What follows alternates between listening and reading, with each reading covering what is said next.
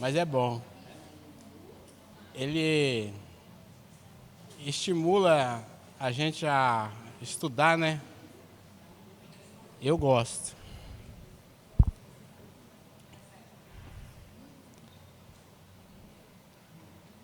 Amém?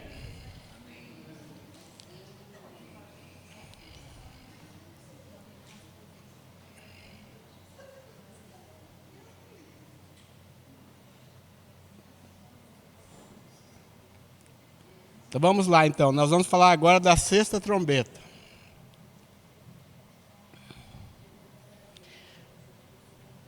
A sexta trombeta suscita uma cavalaria infernal, seres demoníacos como os da quinta trombeta. O número desses seres é de 200 milhões. E em consequência do seu ataque, morre mais um terço dos homens. Então nós vemos que a sexta trombeta, ela é totalmente sobrenatural. Ela suscita liberta milhões de demônios, milhares de demônios, milhões, né? Aqui é 200 milhões o número desses demônios. Então eles vêm trazendo destruição por onde eles passam. E morre mais um terço dos homens. Os 4 anjos demônios são soltos para liderarem esses demônios no dia, mês e ano determinados pelo próprio Deus. Esses demônios estão presos. Eles vão ser soltos justamente para liderar esse juízo de Deus sobre os homens. Que é só por um período de tempo. Porque se liberassem, eles, por causa da maldade desses demônios, eles destruiriam toda a humanidade. Diferente de Satanás, né? Satanás, ele é astuto. O objetivo é o mesmo? É o mesmo. Só que Satanás, ele procura corromper os homens. Diferente desses demônios, eles destroem, eles vão chegar aqui e vão destruir tudo. Então, eles só são liberados nesse determinado tempo, que é o tempo dos 3 anos e meio finais da tribulação. Somente nesse período é que eles serão libertos. Justamente para trazer juízo de Deus sobre os homens. O anúncio do reino do anticristo. Nos versículos 20 e 21, temos uma parte da população na terra que, apesar dos acontecimentos terríveis e castigos divinos, não se arrepende da sua adoração a ídolos e do culto aos demônios, e nem das suas orgias e feitiçarias. Como eu disse, o Espírito Santo sobe com a igreja. A convicção de que nós precisamos nos arrepender dos nossos pecados acaba. A natureza humana, ela passa a governar as nossas vidas. Por quê? Porque a natureza nossa não, né? De quem ficar. Eu não quero ficar de jeito nenhum, eu quero subir com a igreja. Eu procuro no Senhor para eu subir junto com a igreja. Eu não quero ficar aqui de jeito nenhum. Uma vez eu levei um rapaz lá no meu sítio. Para chegar lá antes, né? Tinha mata dos dois lados, tinha um corredor em meio das duas matas para chegar lá no meu sítio. O rapaz, quando eu levei ele lá, ele olhou aquilo lá e falou assim: rapaz, lugar bom para esconder, né? Quando vinha a tribulação, eu falei: pode ficar para você com tudo. Eu te deixo de papel passado, eu vou embora com o Senhor. Você pode usar a casa, pode usar o que você quiser aqui. Mas é porque sem a presença do Espírito Santo nas nossas vidas, nós não temos consciência. Nós achamos que o Apocalipse é um livro para toda a humanidade, toda a população, e não é. O julgamento de Deus é só para aqueles que não subirem com o Senhor. Ela está com Covid, cuidado, viu, Marcos?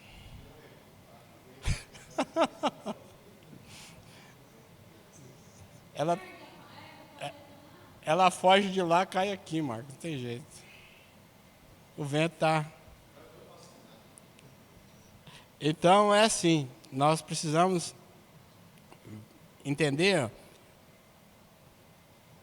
apesar de todo o juízo de Deus sobre a terra, esses homens não se arrependeram. Essas pessoas, fala homens, mas de uma maneira geral, homem, mulher, não se arrependeram de estar adorando a besta, não se arrependeram da vida que eles estão levando. Por causa disso, eles sofrem as consequências das pragas que vêm sobre a terra. Podemos ver que o domínio do anticristo será marcado pela feitiçaria, pela idolatria e pela prostituição do corpo. E de fato o reino das trevas. João 3,19. Temos aqui como João explicando que Deus enviou a luz ao mundo. Quem que é a luz? É Jesus. Todo aquele que olha para Jesus, ele sai das trevas. Ele sai das trevas e passa a andar na luz. Mas o mundo não recebeu, o mundo o rejeitou. Mas for todo mundo, não. É o que no versículo 12, leia o 12 também, por favor. De 3, 12. Versículo 12. Então ele fala que a luz veio ao mundo, mas os homens amaram mais as trevas do que a luz. Porque no João, quando ele está falando no capítulo 1, ele fala, ele veio para quem? Para o que era seu. Quem que era de Jesus? Os homens. A humanidade, a criação. Mas os seus não receberam. Quem rejeitou Jesus? Nós rejeitamos. Mas a todos quantos o receberam, deu-lhes o direito. Deus lhes deu o direito de serem chamados filhos de Deus. Então, são todos? Não. Só aqueles que rejeitaram a luz. Aquele que rejeita a luz permanece nas trevas. Eu gosto muito do Salmo 139, quando o salmista fala, para onde eu fugirei da sua presença? Como eu vou me esconder de ti? Se eu ponho a minha cama lá no Seol, no mais fundo dos abismos, lá o Senhor está, porque a luz e a escuridão para o Senhor é a mesma coisa. Então, o Senhor, Ele deseja que nós andemos na luz. E andar na luz é andar no temor do Senhor, reconhecendo a sua grandeza, reconhecendo a sua soberania, reconhecendo que Ele nos escolheu para que nós possamos fazer a diferença aqui na terra, enquanto a igreja está aqui na terra. Não é para quando ficar mais velho. Eu achava isso, né? Eu pensava, quando eu ficar mais velho, eu vou servir o Senhor. Mas quando eu fico mais velho, quando eu estava com 70, 80 anos, né? Aí com 23 anos o Senhor me tirou do mundo. Eu louvo a Deus por isso. Com 23 anos Ele me resgatou de uma vida totalmente perdida e se revelou a mim como meu Senhor, como meu Salvador. Mesmo aos trancos e barrancos eu tenho tentado caminhar com Ele.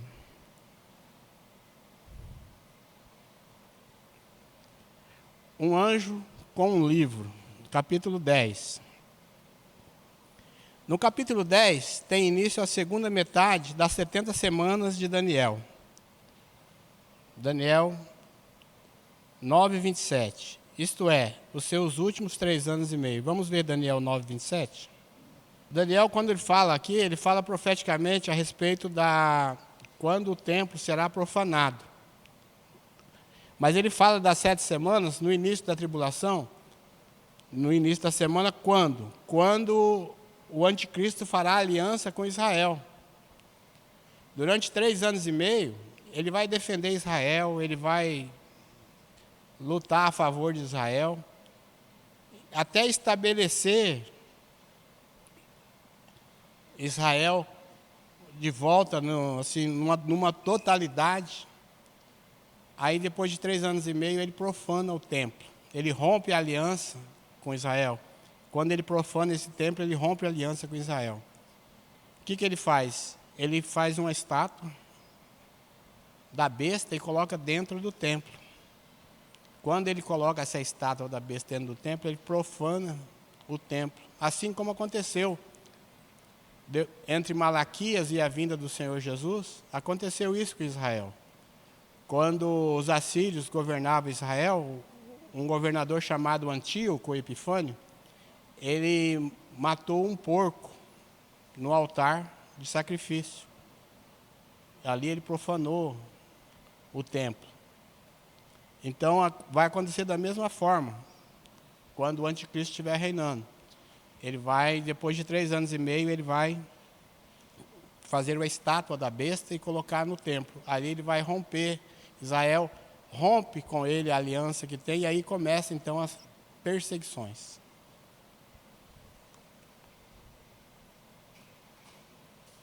A visão do anjo está no versículo 1 ao 6 do capítulo 10. Esse anjo é, na verdade, o próprio Cristo, porque suas características são do próprio Jesus. Vem sobre as nuvens, Mateus 24:30. Tem sobre a cabeça, Apocalipse 4:3. O rosto como o sol, Apocalipse 1:16. Essas são as características do próprio Senhor Jesus, tá? Os pés como coluna de fogo, está lá em Êxodo 19:18. Depois, os 7 trovões, no versículo 4. Guardem em segredo as coisas que os 7 trovões falaram. Isso foi que foi dito a João. A única coisa que foi vetada a nós é o que os 7 trovões falaram. João não menciona, ele só diz que esta é a única parte do Apocalipse que foi selada e ficou em segredo. Foi o que os 7 trovões falaram. Somente João ouviu o que eles falaram.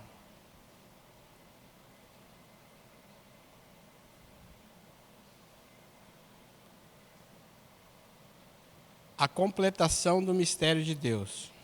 Versículo 7. A 7ª trombeta inclui as 7 taças dos flagelos de Deus e inclui o final da grande tribulação. Inclui o milênio, o grande trono branco, a nova Jerusalém, um novo céu e uma nova terra. A 7ª trombeta é a última e muito abrangente e inclui o mistério de Deus por completo. João e o livrinho. Está no versículo 8 ao 11. Comendo o livrinho. Ao comê-lo, ele se torna doce na sua boca e amargo no seu estômago. Isso acontece, quando nós entregamos a nossa vida para Jesus. Parece que nós recebemos uma caixa de chocolate, daquele chocolate mais caro que tem. Nós achamos aquilo maravilhoso, delicioso. É aquele primeiro amor, onde tudo que vamos fazer, nós colocamos Deus em primeiro lugar na nossa vida. Nós vamos conversar com outra pessoa, nós testemunhamos do poder de Deus, nós fazemos tudo que agrada o Senhor. Mas daí, o Senhor, nesse tempo, Ele permite esse prazer nas nossas vidas, guardando de nós as lutas. Mas aí nós vamos crescendo diante de Deus, nós vamos amadurecendo diante do Senhor, nós vamos alcançando intimidade com o Senhor. E quando o Senhor olha para nós e vê que já pode nos tratar como a filhos, aí Ele começa então a permitir as lutas. Por quê? Porque não há filho a quem o pai não disciplina. Se nós não somos disciplinados, é porque nós não somos filhos. Todo pai que ama o seu filho, disciplina o seu filho. Assim Deus também faz conosco. Ele nos disciplina, mas é para o nosso crescimento. Então, ao receber o Evangelho, ele se torna doce pela revelação de Deus, mas amargo quando precisamos ser transformados. Então, quando nós precisamos ser transformados por Deus, quando Deus começa a permitir situações na nossa vida, na qual nós sabemos que tem que haver uma mudança em nós começamos a relutar, achar difícil. Por isso que o Evangelho, ao recebê-lo, ele se torna doce. Porque ele é prazeroso. Mas à medida que nós vamos caminhando, nós vamos conhecendo o nosso homem interior, e o nosso homem interior vai tendo confronto com a nova natureza que nós recebemos de Deus. E essa natureza que nós recebemos de Deus, ela tem que ter a primazia. É ela que tem que governar as nossas vidas. É por isso que é essa luta. Por isso que ele se torna amargo no nosso estômago. Porque nós não queremos, nós lutamos com aquelas dificuldades. Mas chega um ponto em que nós também vencemos essas dificuldades. Por quê? Porque maior é aquele que está em nós. Maior é o Senhor para nos dar a vitória. Maior é o Senhor para fazer com que nós consigamos vencer as lutas, vencer o maligno. Porque a nossa luta, por mais que ela pareça ser natural, ela é espiritual. Nós não lutamos com ninguém naturalmente. Sempre há uma luta, sempre há algo por trás. E esse que está por trás é que nós temos que discernir e buscar em Deus a solução. Uma época da minha vida, eu entrei numa situação e eu olhava para Deus e falava: Senhor, eu não aceito essa situação porque eu sou dizimista, eu não traio a minha mulher, eu não vivo na prática do pecado, o Senhor está permitindo isso, eu não aceito isso na minha vida. Mudou? Não mudou, eu continuei tendo luta. Até um dia o Senhor falou para mim assim: olha, quando você aprender o que eu quero te ensinar, você vai ver que a sua vida vai se tornar bem mais fácil. Isso são experiências minhas. Na realidade, elas se tornam mais fáceis, sabe por quê? Porque nós entendemos que não adianta lutar naturalmente. Eu cheguei para o Senhor e falei: Senhor, a partir de hoje eu não vou fazer mais nada. Não vou correr atrás de nada, vou esperar o Senhor mudar a história para mim. E foi o que aconteceu. Acabou minha aula? De novo? Oh, Deus. Então, comigo foi assim. Eu tive que aprender do Senhor da maneira que o Senhor quis. E o Senhor disse: eu disciplino a todo aquele que eu recebo por filho. Está lá em Hebreus 12:6. É isso? Porque o Senhor disciplina todo aquele que recebe por filho. E se nós estamos sem disciplina, nós não somos filhos. Porque Ele disciplina, Ele quer que nós mudemos, Ele quer que nós vivamos segundo aquilo que Ele tem nos ensinado. Então o Evangelho, ele é doce na nossa boca. Mas quando precisamos ser transformados, nós relutamos. Achou? Pode ler, se é, confirmar. Pois o Senhor corrige quem Ele ama e castiga quem Ele aceita como filho. Pois é, na minha Bíblia fala disciplina. Castigo. Ele disciplina, Ele nos disciplina para que nós possamos crescer em estatura diante dEle. Esse é o desejo de Deus para nós. Que nós possamos ser um com Ele. Capítulo 11, a captura de Jerusalém pelo anticristo. Isso é uma evidência de que o templo dos judeus já está reconstruído. Observação, o ato de medir na Bíblia fala de castigo. Está lá em Lamentações 2:8, 2 Samuel 8:22 e Salmo 66. As duas testemunhas. Tem acontecido muitas discussões para se identificar as duas testemunhas. É certo que serão 2 homens. Este, no entanto, não é um assunto relevante para a igreja. As duas testemunhas ministrarão na terra na primeira metade da grande tribulação. Isto é, 1260 dias como já nós estudamos 3 anos e meio. Então, as duas testemunhas, elas vão começar a testemunhar do poder de Deus no início da tribulação. A igreja já vai estar com o Senhor. Se nós cremos que vamos subir com o Senhor, nós não precisamos ficar preocupados. O Senhor, assim como Ele fez com as 7 igrejas, Ele faz conosco. Ele olha para a igreja e vê a sua necessidade. Ele olha para você e vê onde você precisa ser restaurado. E Ele vai dizer para você, olha, você tem muitos pontos a teu favor comigo. Mas você precisa ser transformado nessa situação ainda. Essa é uma individualidade nossa com Deus. Por quê? Porque só Ele conhece o nosso homem interior. E quando Ele fala para a igreja, Ele está falando para nós individualmente. Não é o que Paulo fala para nós? Acaso não sabeis vós que sois santuário de Deus e que o Espírito Santo de Deus habita em vós? E vocês não são de vós mesmos? Se nós somos casa espiritual, nós somos de Deus. O nosso homem interior tem que pertencer a Deus.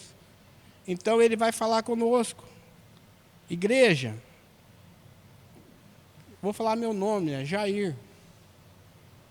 Você tem muitos pontos a teu favor para comigo. Mas você precisa ser transformado nessa situação ainda. Para quê? Para que o dia que eu te visitar, você não seja pego de surpresa. Então o Senhor está falando isso para as igrejas.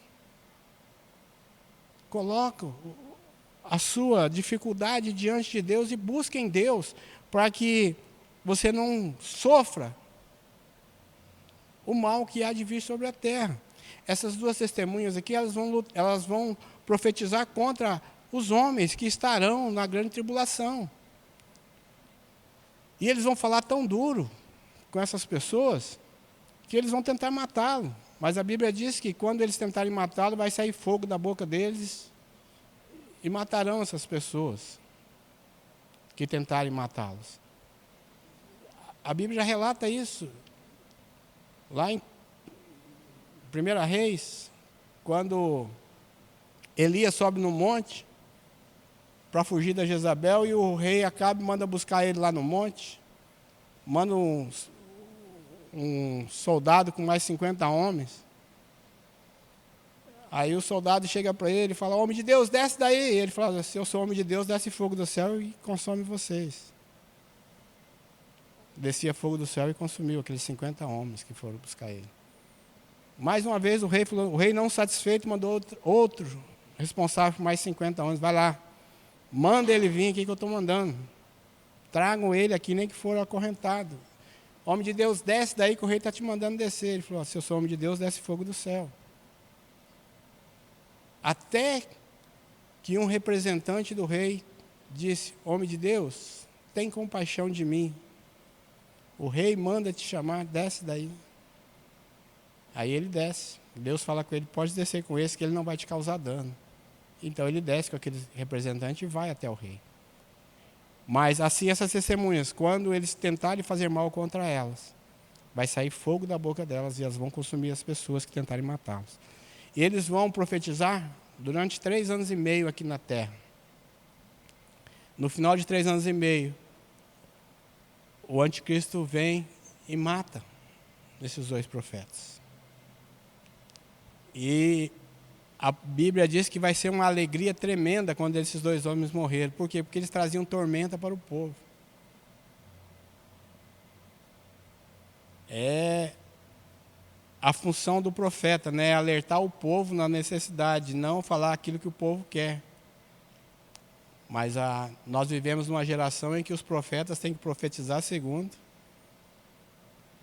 É igual, certa ocasião, Josafá ia para a guerra junto com Acabe.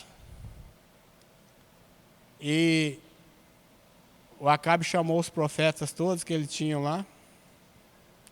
Falou, nós vamos subir? Ele falou, pode subir que você vai vencer. a palavra está dizendo que você vai ser vitorioso contra os assírios. Aí Josafá falou, mas todos profetizaram a mesma coisa? Não tem um outro profeta aí que nós possamos consultar também? Fala, tem. Tem um tal de Micaías aí que ele só fala mal de mim. Aí fala, mas vamos chamar ele. Aí manda chamar Micaías. Quando ele chega lá, o rei pergunta para ele, e aí, eu te conjuro que me fales a verdade. Ele fala, pô, o que o senhor colocar na minha boca, eu vou falar. Eu vou vencer? Ele fala, pode ir que você vai vencer. Aí o Acabe não acreditou muito na fala dele, né? Falou, eu te conjuro diante de Deus que você me fale a verdade. Ele falou, olha, eu vou te falar a verdade. Se você voltar, eu não sou homem de Deus. Porque o Senhor perguntou, quem vai descer e enganar Acabe? E um anjo disse para o Senhor, eu sairei e serei boca mentirosa na boca dos seus profetas. E esses profetas, então, profetizaram que ele ia ser vitorioso. Mas aí o Micaías disse, se você voltar, eu não sou homem de Deus.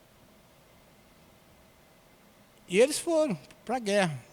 Josafá disse, eu vou se vestir. Ele falou para Josafá, você se veste com as minhas vestes e eu vou me disfarçar de soldado comum. E foram para a guerra. O Josafá subiu no carro do rei de Israel e está lutando contra os assírios. Aí os assírios deu ordem para que ninguém lutasse contra os soldados, era só contra o rei, que era para ir aonde o rei estava. Quando os soldados viram, o Josafá viu que estava em aperto, arrancou a roupa do rei e começou a gritar que não era o rei de Israel. E aí o soldado lá pegou um arco de flecha,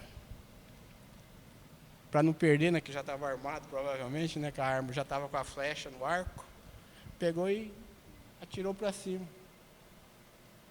O Acabe tinha a emenda da armadura, a flecha entrou bem aqui no seu coração e matou. Por quê? Porque não deu ouvido à voz profética. Os homens não querem dar ouvido à voz profética. Foi o que aconteceu com esses homens. Eles não queriam ouvir a voz de Deus. Quando Deus permitiu que esses homens fossem mortos, o povo se alegrou. O povo se alegrou e não deixaram sepultá-los. Eles ficaram estendidos 3 dias na praça da grande cidade. Depois de 3 dias, a Bíblia fala que o Espírito de vida veio sobre eles e eles foram recolhidos para o céu. É onde dá início a ira de Deus sobre a terra, onde Deus começa então a trazer o julgamento dele sobre a terra, porque as 2 testemunhas agora subiram para o céu, não estavam mais testemunhando aqui na terra.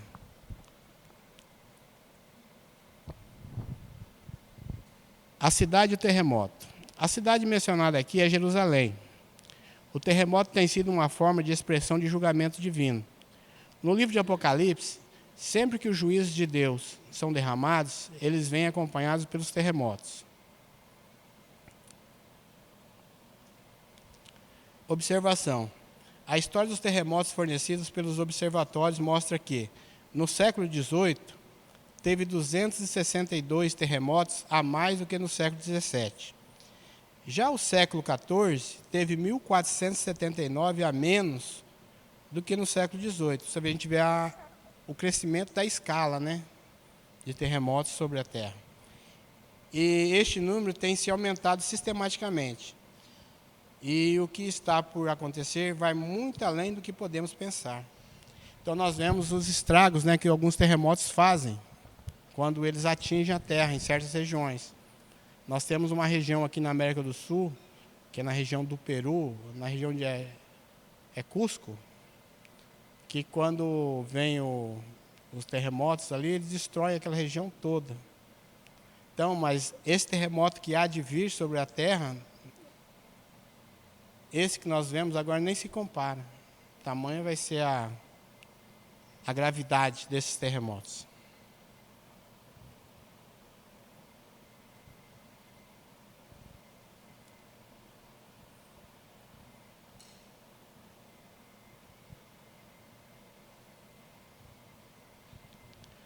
A sétima trombeta.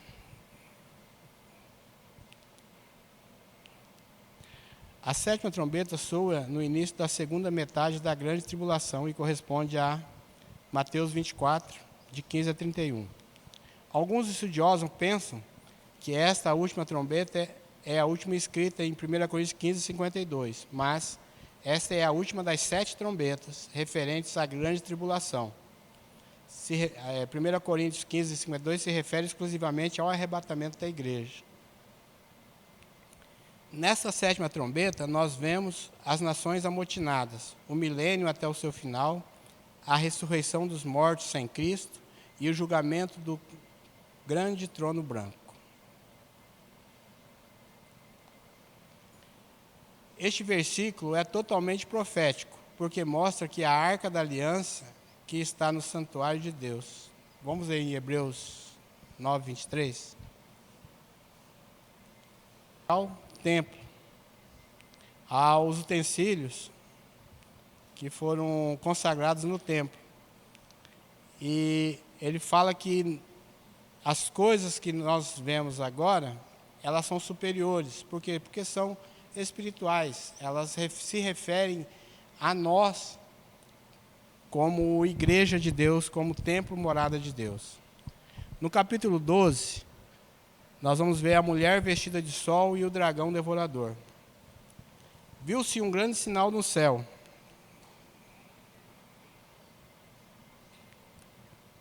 Trata-se de um símbolo. A mulher representa Israel. Miguel é o anjo que luta por Israel. O grande dragão vermelho é o diabo. Trata-se da luta do diabo, fazendo de tudo para impedir que o Messias viesse ao mundo. Este conflito é evidente desde Gênesis aos Evangelhos. Houve ocasiões em que parecia que o inimigo tinha frustrado o plano de Deus. Nós vamos ver que desde Gênesis até Mateus, no livro de Mateus, nós vamos ver que o Satanás ele vem fazendo de tudo para impedir a manifestação do Filho de Deus como homem, para que impedir o projeto de Deus, que era redimir a sua criação. Quando o homem pecou, Deus disse: da semente da mulher nascerá um que te pisará a cabeça. Satanás então começa a tentar impedir o progresso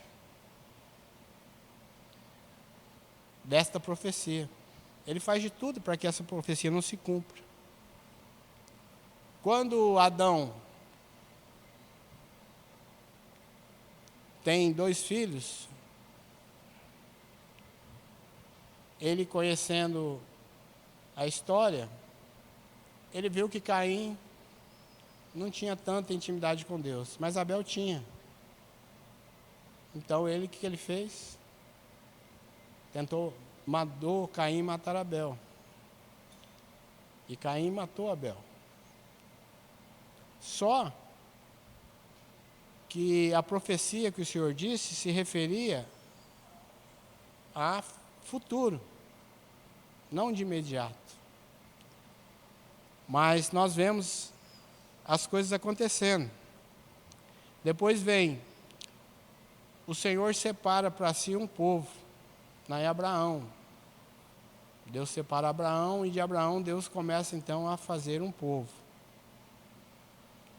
E esse povo deveria ser a menina dos olhos de Deus, deveria ser a nação que Deus usaria para testemunhar do seu poder, para que as outras nações viessem a temê-lo. Mas a descendência de Abraão fracassou. E por causa disso, eles se tornaram escravos no Egito. Mas Deus ouviu o clamor desse povo. E Deus então providenciou um libertador. E tirou Israel da escravidão. Quando Deus tira Israel da escravidão, eles vão no caminho do deserto para tomar posse da terra que Deus havia prometido dar a eles. No caminho, Moisés se aparta do povo por um período, para buscar a Deus, para buscar a direção de Deus, como ele deveria agir naquela situação que eles estavam atravessando no deserto. Então Deus manda que Moisés suba no monte. E quando Moisés sobe ao monte, Deus começa então a falar com Moisés. Só a conversa de Moisés com Deus demora 40 dias. E o povo estava impaciente, achando que Moisés havia morrido e eles estavam perdidos. E eles chegam até Arão então e dizem: Arão, faz para nós aí um representante de Deus para que nós possamos adorá-lo. Faz aí um Deus para nós. Como é esse Deus que nos tirou do Egito? Moisés era seu irmão, você deve conhecê-lo. Como é esse Deus? Arão conhecia os deuses dos egípcios. O que ele faz? Ele faz 2 bezerros de ouro, para que o povo de Israel se prostrasse diante daqueles bezerros de ouro e adorasse como sendo Deus que tirou o povo da terra do Egito, da escravidão. Isso fez com que o povo se afastasse de Deus. E todo aquele que se afasta da presença de Deus é considerado apóstata. Ele se apostatou da fé.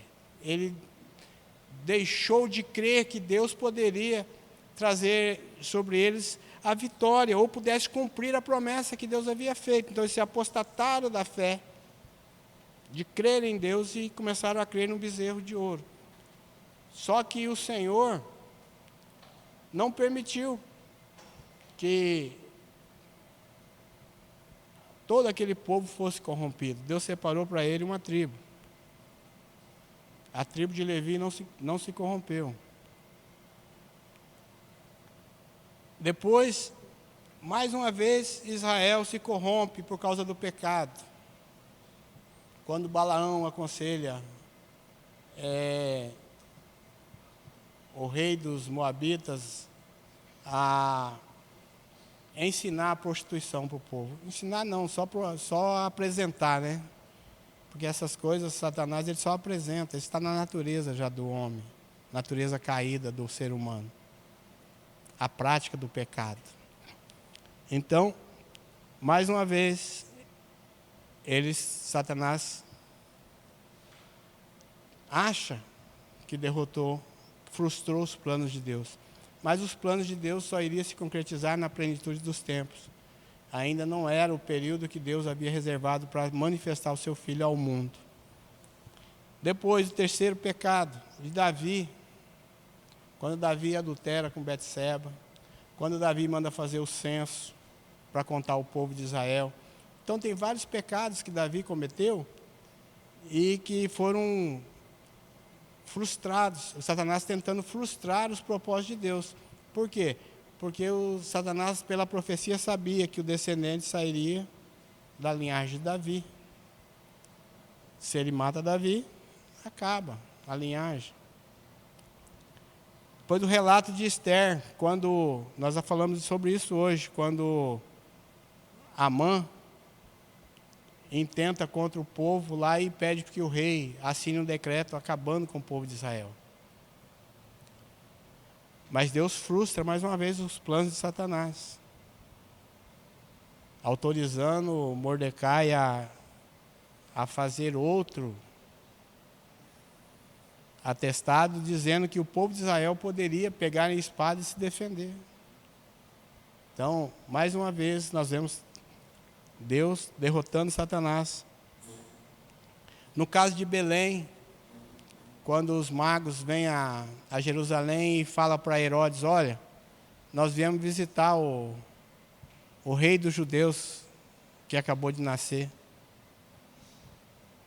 E Herodes então manda matar os meninos de 2 anos abaixo, porque foi o período que ele esperou, né, para os reis voltar até ele. O rei, como os reis com os magos não voltaram até ele, ele mandou matar os meninos de 2 anos abaixo. Mas o Senhor já havia providenciado escape para Jesus. Jesus aqui já havia nascido. O Senhor levou Jesus para o Egito, esperou que Herodes morresse. Então, trouxe Jesus de volta. Então, em todos esses ataques, o inimigo perdeu a batalha. O Senhor Jesus triunfou e caminhou ao Calvário, triunfando assim sobre o diabo, dizendo: está consumado. Satanás fez de tudo para impedir que Jesus fosse até a cruz.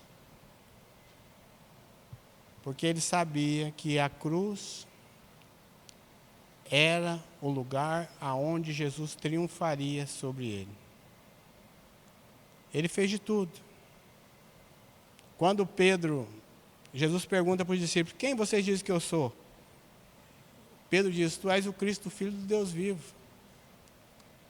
Logo em seguida, Jesus começa então, depois dessa revelação, Jesus começa a se abrir de uma maneira diferente com os seus discípulos. Começa a revelar a eles o que ia acontecer realmente. E Jesus então começa a dizer para eles: olha, é necessário que o Filho do Homem seja entregue na mão das autoridades. É necessário que ele padeça, que ele sofra. É necessário que ele morra. Aí quando ele fala necessário que ele morra, Pedro fala: não, Senhor, tem misericórdia de ti. Mais uma vez Satanás usando agora a boca de Pedro para tentar impedir o propósito de Deus de salvação da humanidade. E Jesus repreende a quem? A Pedro? Não, repreende a Satanás, porque ele sabe quem está falando com ele. Jesus sabia que quem falava com ele não era Pedro, era o próprio Satanás. Então Jesus o repreende e diz para ele: foi para esta hora que eu vim. Lá no Getsemane, quando Jesus estava lá em luta pessoal, porque ele sabia, sendo Deus, ele sabia tudo que a sua carne iria sofrer, porque ele estava como homem aqui na terra.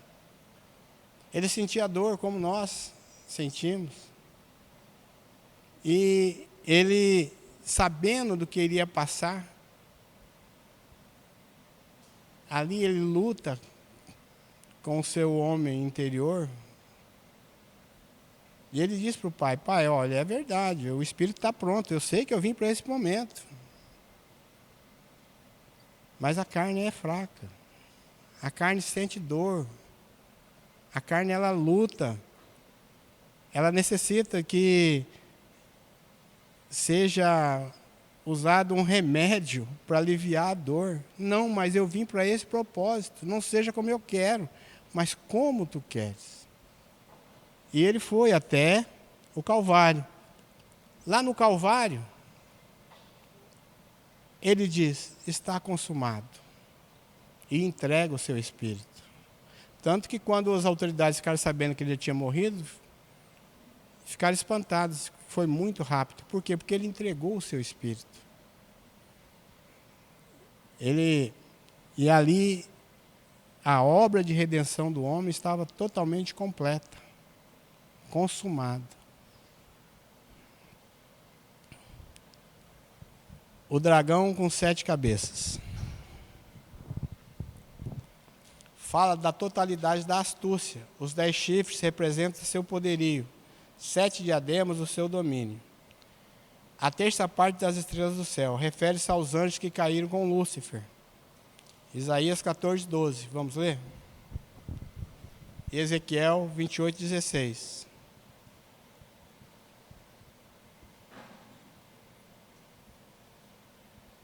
Vemos aqui,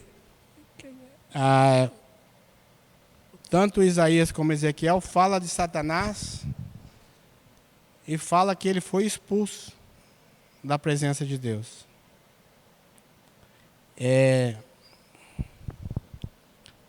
Não dá uma paradinha, por favor. Então, quando Isaías e Ezequiel faz referência a Satanás, ele mostra que Satanás vivia diante de Deus. Ezequiel dá as características todas dele. Ele era um anjo de luz, criado para assistir diante de Deus. Eu li um livro que fala que ele era regente da orquestra de Deus.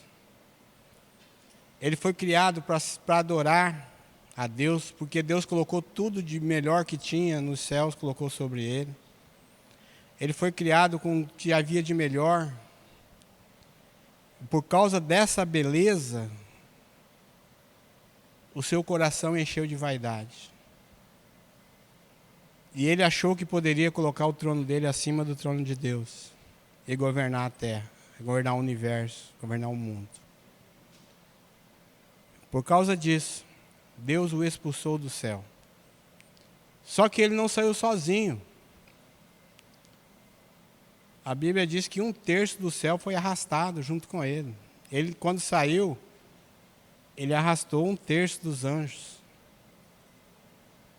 E todos esses anjos se tornaram o quê? Demônios.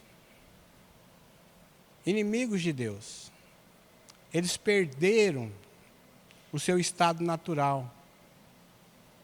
Eles deixaram de cumprir a função que eles foram criados. Eles deixaram de adorar a Deus e servir a Deus.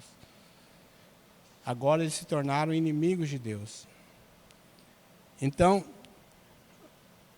quando fala que ele arrastou a 1/3 parte do céu, ele arrastou os anjos que estavam servindo diante de Deus e que foram convencidos por ele de que ele seria melhor do que Deus.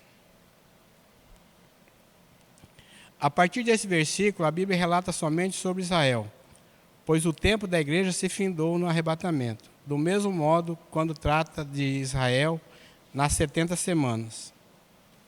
Essas 70 semanas é o que nós acabamos de ler em Daniel 9:27, né, quando fala que na primeira parte dessas semanas, as testemunhas irão testemunhar. No versículo 9 e 10, nesses versículos podemos ver alguns atributos de Satanás. O primeiro, dragão, fala da truculência, brutalidade, violência e crueldade. Essas são as características de Satanás. Eu li um livro do Daniel Mastral, onde Daniel Mastral, ele era um satanista, e ele chegou a estar entre os 5 bruxos mais poderosos do Brasil. Ele falou que esse satanismo que o mundo apresenta não tem nada a ver com o verdadeiro satanismo. E ele foi ensinado de que Satanás era bom, era poderoso.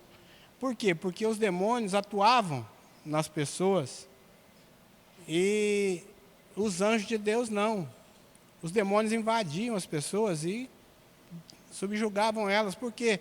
Porque por causa do pecado, enquanto o homem não confessa a Deus como Senhor e Salvador de suas vidas, Satanás tem legalidade para atuar na vida dele. Então os demônios vêm e atuavam nessas vidas. Mas eles iam para as igrejas, se infiltravam no meio das igrejas e aí destruíam a igreja, destruía a moral do pastor, acabava com o louvor, acabava com tudo.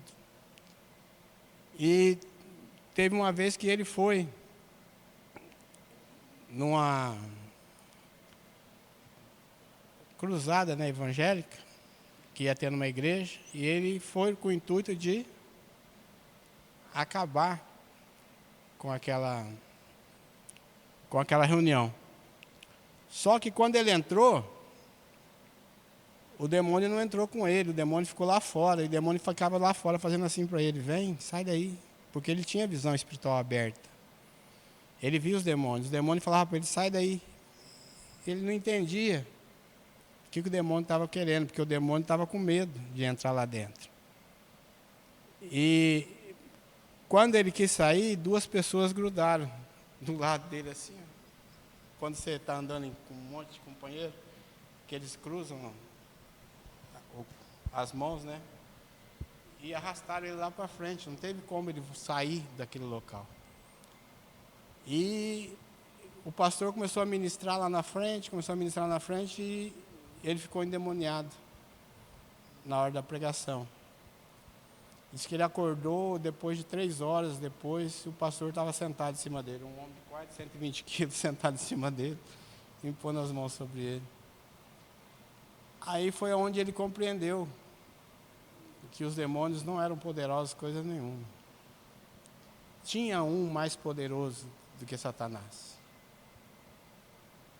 que no nome de Jesus, o demônio que estava atormentando ele teve que sair. O demônio que era o guia dele teve que deixá-lo. Então ele entendeu que o Senhor Jesus era mais poderoso que Satanás. E aí então ele começou a sofrer as perseguições da onde ele antes servia. Por isso que eu estou falando da truculência, da brutalidade, da violência, da crueldade. Porque ele começou então a mostrar a sua verdadeira cara, o seu verdadeiro rosto para esse homem. A segunda característica dele, a antiga serpente, aquele que trama intrigas desde os primórdios. Foi assim que ele fez com Eva. É verdade que Deus proibiu vocês de tocar nessa fruta, de comer dessa fruta? Não, Deus falou que não podemos nem tocar. Ele começa então a questionar, a mostrar para ela, olha, Deus mentiu para vocês. Começou a trazer dúvida na confiança dela para com Deus. O que Deus não quer é que vocês sejam iguais a Ele. Porque quando vocês comerem dessa fruta, vocês vão ter seus olhos abertos. Vocês vão ser iguais a Deus. Mentira, né? Porque ele já tinha tentado ser igual a Deus e tinha perdido a presença de Deus. O que ele queria era que o homem também perdesse a presença de Deus. E então ele começa a intriga. E Eva cede a intriga. Por quê? Porque ele é bom em tramar contra nós, contra o ser humano. Eu estava vendo uma chargezinha, o maior vendedor de bicicleta do Brasil. Aí ele foi vender a bicicleta, o cara pegou com a bicicleta toda desmontada, falou para ele, se você é bom mesmo, vende essa bicicleta. Se você vender essa bicicleta, o emprego é seu. Ele ficou 2 dias tentando vender a bicicleta, ele foi lá, devolveu a plaquinha que estava, né? Precisa de vendedor. Ele foi lá, colocou a placa de volta na parede. E o homem falou com ele, uai, você não é o melhor vendedor do mundo? Ele falou, não, eu sou o segundo. Por quê? Quem é o primeiro? Foi o primeiro quem vendeu essa bicicleta para você. Então, o Satanás ele é assim. Articuloso. Ele sabe aonde nós precisamos tratar com mais seriedade nossas vidas e deixamos descoberto. Ele vai nessa área e começa a bagunçar a nossa vida.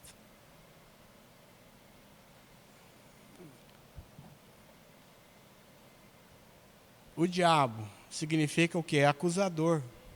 Porque depois que ele fez com que você pecasse, aí ele começa a acusar. Como que você vai fazer isso se você pecou? Como que você vai falar do amor de Deus, sendo que você acabou de pecar contra fulano de tal, assim, assim, assado?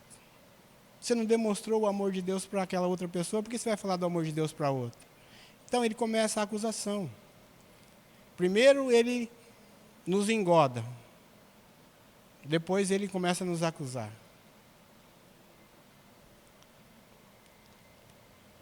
O quarto, Satanás, significa adversário, aquele que se opõe. Aquilo que é contrário a Deus, em tudo. Ele é o adversário de Deus. E como ele é adversário de Deus, nós somos seus amigos? Não, nós somos seus inimigos. É por isso que ele, o tempo todo, ele intenta contra as nossas vidas.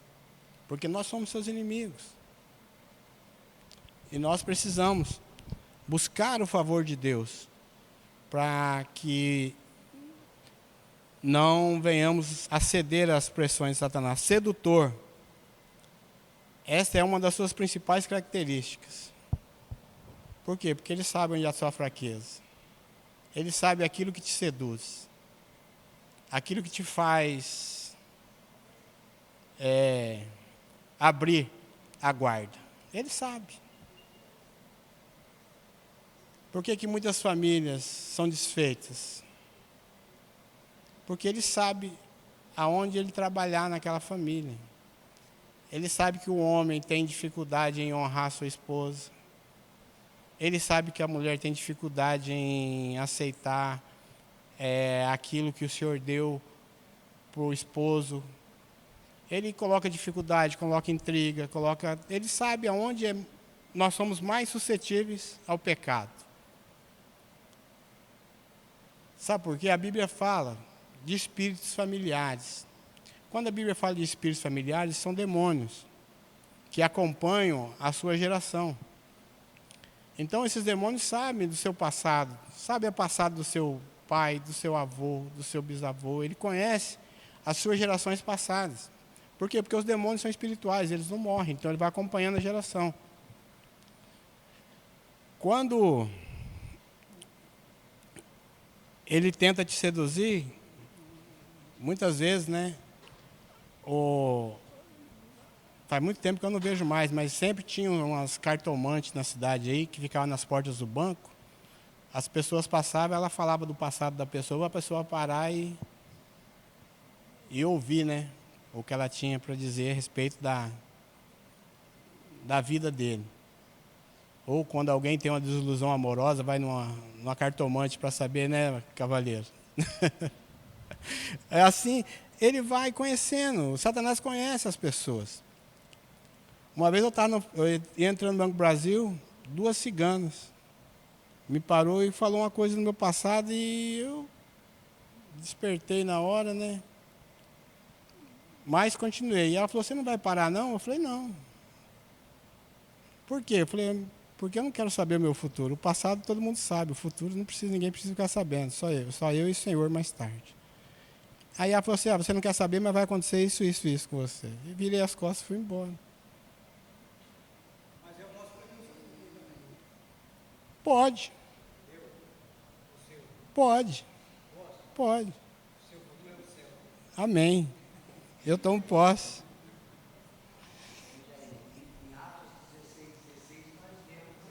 Sim, ela desperta algo dentro de você que traz curiosidade para você saber o futuro. Só que Satanás não conhece o seu futuro.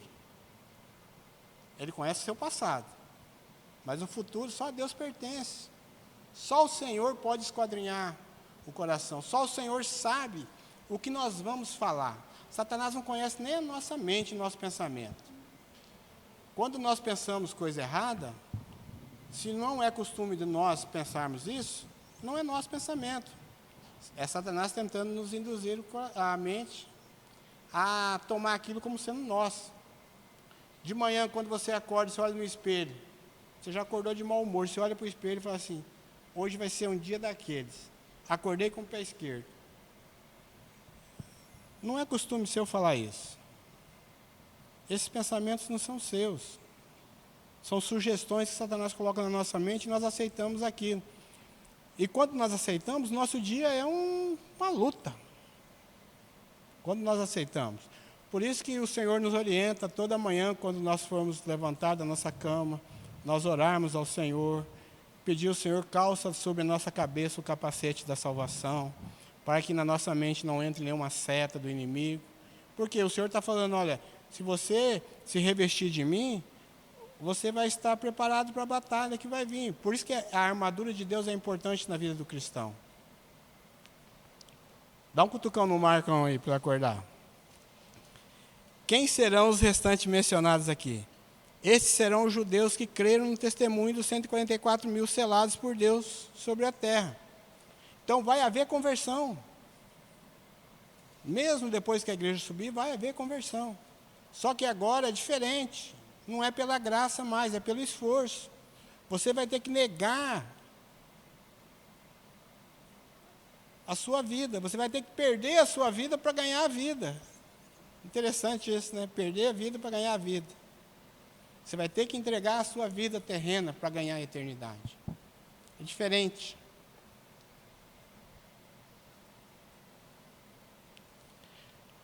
A ascensão e queda do anticristo. Está no capítulo 13 ao capítulo 16. Essa lição, como as duas anteriores, fala da grande tribulação. O estudo da grande tribulação dá a impressão de que Deus abandonou a terra e a sua população durante as crescentes investidas de Satanás, durante esta fase do sofrimento mencionado por Jesus. É o que realmente parece, é que Deus abandonou o seu povo. Mas não, o Senhor ainda está dando oportunidade para que o homem se arrependa.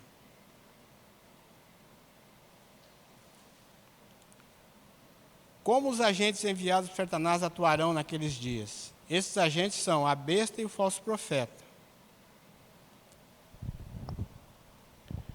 Eles realizarão muitos milagres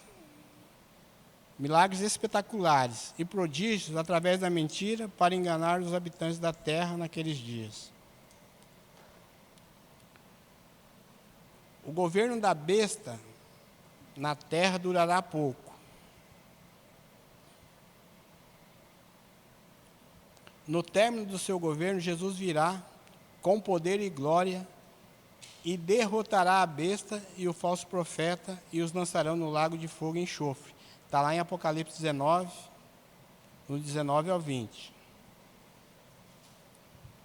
A besta que sobe do mar, está em Apocalipse 13, de 1 a 10. Tanto o anticristo como o falso profeta aparecem no capítulo 13, sobre a figura de uma besta. O anticristo é a besta que sobe do mar, em 13, 1. E o falso profeta é a besta que sobe da terra, que está em 13, 11, no capítulo 13 de Apocalipse.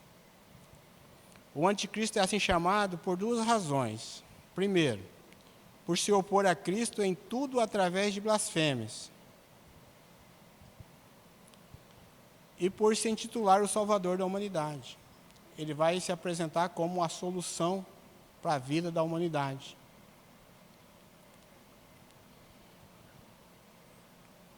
O anticristo já estará na terra durante os 3 primeiros anos e meio da grande tribulação, porém, sem manifestar o seu verdadeiro caráter. Nesses 3 primeiros anos e meio, ele aparecerá como solução para o mundo. Mas o verdadeiro caráter dele, ele só vai se manifestar no final dos 3 anos e meio. Quando ele pelejar contra as 2 testemunhas e as matarem.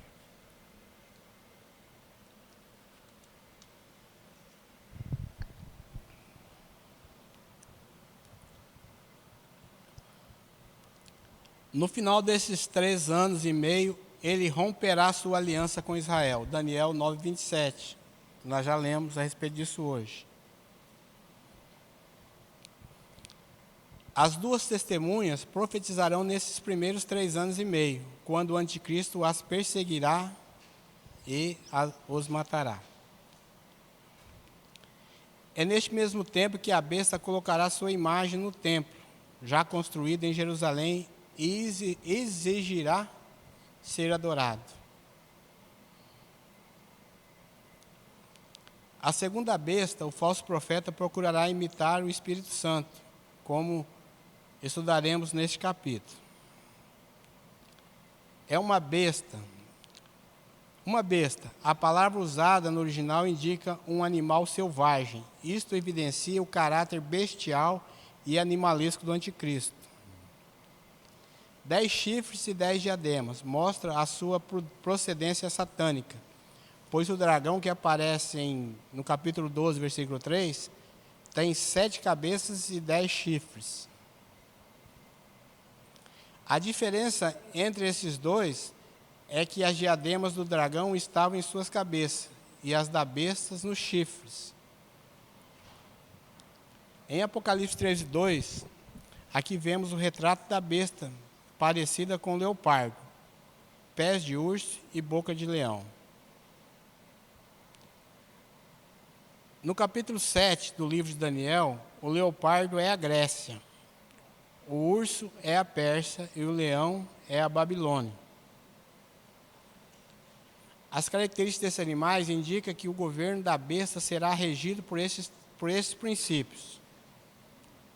O leopardo indica rapidez. quem assiste aquele Discovery, né, de vez em quando vê aquelas gazelas correndo, né, e os leopardos perseguindo e matando elas. A velocidade, a rapidez com que eles fazem aquilo.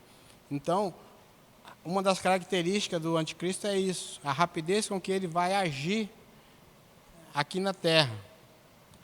O urso fala da força. A força que ele terá de subjugar as nações, vai ser tremendo. E o leão fala da soberba. É aquilo que Satanás fez, né, antes de cair, antes de ser lançado fora do céu. Construirei meu trono acima do trono de Deus, e de lá governarei. Então, a soberba. Então, essa soberba está sobre quem? Está sobre a besta nos dias da tribulação. Deu-lhe o dragão o seu poder. Aqui mostra uma trindade satânica operando nesse tempo. Da mesma forma como o Senhor, ele mostra que eles são três: Deus Pai, Deus Filho, Deus Espírito. Assim também, Satanás atua dessas três formas. Em três: o dragão, o anticristo e a besta. Então nós vamos ver que em tudo ele tenta imitar a Deus. Em tudo. O dragão que procura imitar a Deus, o anticristo imitar a Cristo e o falso profeta imitar o Espírito Santo. Esses serão dias terríveis sobre a terra.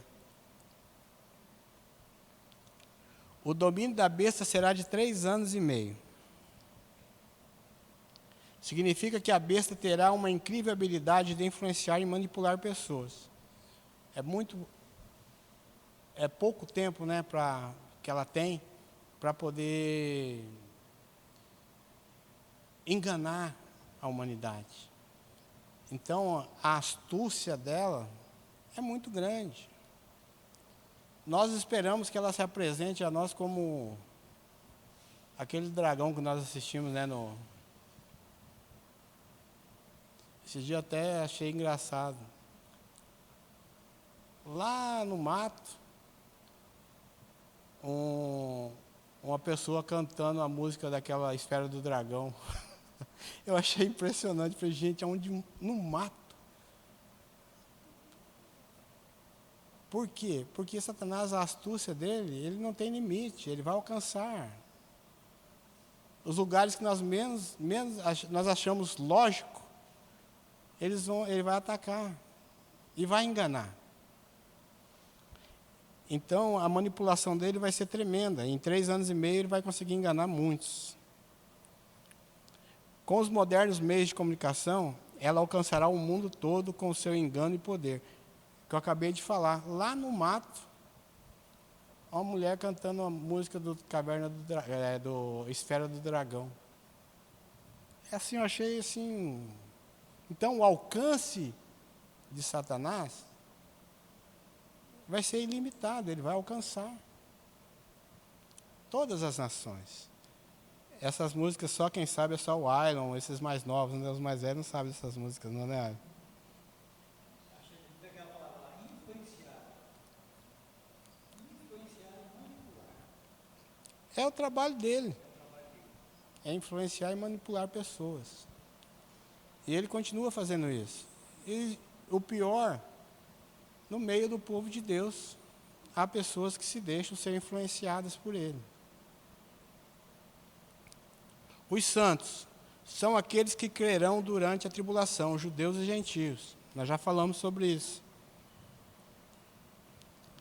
Eles morrerão como mártires, porque o falso profeta e os homens restantes os matarão. Está lá em Apocalipse 13, 15 e Apocalipse 17, 5.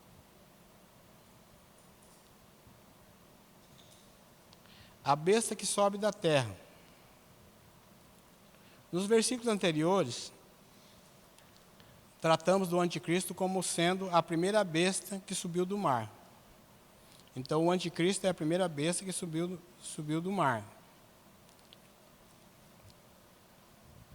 Esta será aclamada com aplausos pelas massas como solução dos problemas e crises mundiais.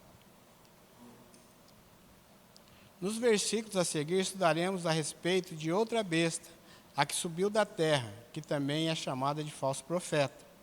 Está em Apocalipse 16, 13, 19, 20 e 20, 10.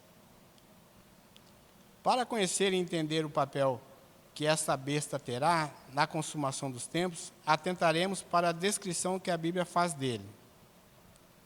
Possuía 2 chifres. O chifre é símbolo de poder. Este pode tanto ser político ou também religioso. Ele exercerá a autoridade da primeira besta e levará a todos à sua adoração. Ela se parecerá com um cordeiro. Isso indica o seu caráter religioso, que é confirmado pelo seu título, falso profeta, ou seja, profeta de uma falsa religião. Nestes dias haverá muita religiosidade, haverá muitos milagres e sinais.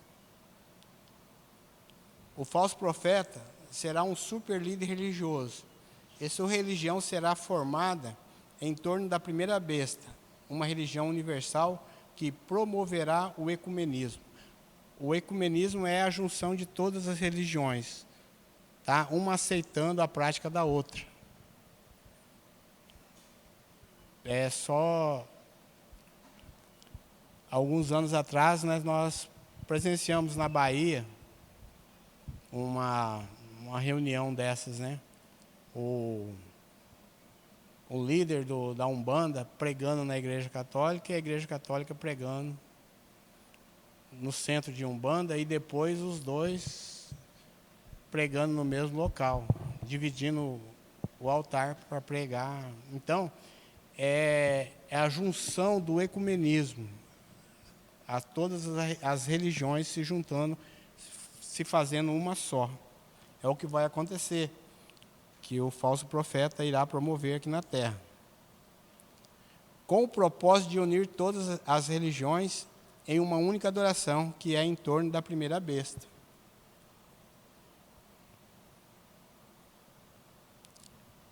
A imagem da besta falará. O nome e o número da besta. Será fácil para aqueles que não forem arrebatados saber quando a besta surgir no cenário mundial. Nós, a igreja, aguardamos o arrebatamento, muito antes dessas coisas acontecerem. Amém? Opa! Amém? Opa! Número de homens. Número de homem mostra que a besta não será o diabo, nem um homem ressuscitado, mas um homem natural daqueles dias. Vai ser uma pessoa natural, normal, igual nós. Ele exercerá a autoridade do diabo. O número 666 é um número de homem ou humano. O homem foi criado no 6º dia, lhe foi determinado trabalhar 6 dias, o escravo hebreu servia seu senhor por 6 anos, o homem cultivava a terra por 6 anos. Desde a criação, o número 6 está presente na vida do homem. Mas todos os cálculos feitos até hoje para descobrir o homem da iniquidade não passam de especulação. Tá? Ninguém consegue fazer cálculo 666 para discernir quem é o anticristo, quem é o falso profeta. Não. Fala que é o 666 é o homem na sua totalidade, totalmente carnal, sem a presença de Deus, um homem totalmente corrompido. Então, é a natureza humana totalmente corrompida, é o homem 666. Não tem como fazer cálculo matemático para descobrir quem que é.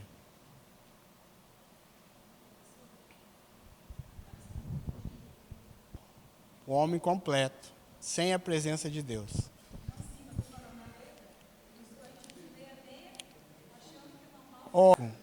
No hebraico é tudo simbolizado pela letra, pelas consoantes. Ele não tem vogal. O hebraico não tem vogal. As vogais foram colocadas já em 1900 e uns quebradinho por Ben Acher. Ben Acher é um estudioso judeu que, para facilitar a interpretação da língua hebraica, ele colocou as vogais, mas o hebraico original não tem vogal. Agora, a questão de número, eu não conheço as representações dos números, mas eu acredito que não. Porque, se for por representação de números, o 6 deveria ser o quê? Alfa, beta, gama, delta, epsilon, zeta. Seria um Z, não um W, porque geralmente é transfigurado para o grego. Então deveria ser a sexta letra grega, né? Não a hebraica. Porque o anticristo, ele recebe esse título porque ele é totalmente contrário a Cristo. Esses são o alfabeto grego. São grego. O alfa, beta, gama, delta, epsilon, zeta. A sexta letra do alfabeto grego é zeta. Por isso que eu entendi grego. Falei grego. Mas eu vou dar uma olhada. Na próxima aula eu prometo que eu vou falar sobre isso. Eu vou procurar para saber, mas até hoje eu não vi, não. Estes dois homens que acabamos de estudar representam dois grandes movimentos mundiais dos últimos dias. O primeiro representa a Confederação das Nações para fins políticos. E o segundo representa uma confederação mundial para fins religiosos. Então é a junção da política com a igreja. Com a religião, não com a igreja, né? Porque a igreja já vai estar com o Senhor. É a junção política e religiosa. Nós vimos isso acontecer quando? Quando os cristãos deixaram de ser perseguidos por Constantino. Quando Constantino faz aliança com os cristãos, então os cristãos começam a relaxar, porque agora eles eram religião oficial do reino, do Império Romano, e começam então a baixar a guarda. E a Roma então começa a fazer aliança religiosa com política. Os papas começaram a abençoar reis, os papas começaram a destituir reis. Quando o rei não se submetia ao papado, ele era destituído, era excomungado, ele perdia a comunhão com Roma. Isso aconteceu com o rei da Inglaterra. Roma excomungou ele. Ele nunca se converteu ao cristianismo. Constantino era adorador do Deus Sol, como todos os imperadores romanos. Ele diz que teve uma visão, deitado na sua cama, lá olhou para cima e viu uma cruz, com o símbolo de uma águia em cima, mas a águia era o símbolo do Império Romano, e a cruz, o cristão, o que ele interpretou? Ele interpretou que ele deveria reconhecer o cristianismo como religião oficial do Império Romano. Mas isso foi uma forma de enganar os cristãos, para levar os cristãos a pelejarem as guerras deles. O que ele fazia? Ele colocava os cristãos na frente da batalha. Colocava os cristãos para guerrear, porque agora eles tinham que defender. Em vez de ser perseguidos, eles passaram a defender Roma. Então, é o engano. Então, aqui é a junção, novamente, a junção do império político com o império religioso. Amém? Estudando com atenção a profecia, vemos que o mundo, logo após a queda do homem, criou para a sua adoração uma imagem. E essa adoração terá um fim nos últimos dias da humanidade, que será a adoração da besta. A besta será a última imagem adorada aqui na terra. Por quê? Porque depois da besta, o Senhor vai estabelecer o seu reino aqui na terra, por 1000 anos. Então a adoração será somente para o Senhor.